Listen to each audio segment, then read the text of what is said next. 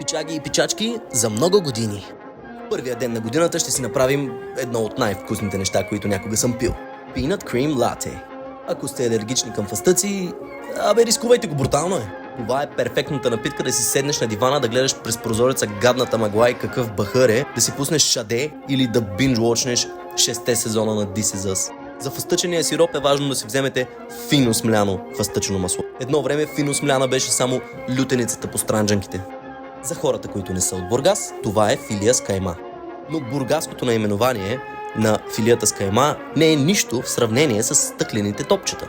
Винаги съм си мислил, че те са просто билички и навсякъде са познати така. Но в България имат около 30 наименования. Билюри, бубички, бомбальоци, гелнички, гечки, сирийчета, лимки и какво ли още не.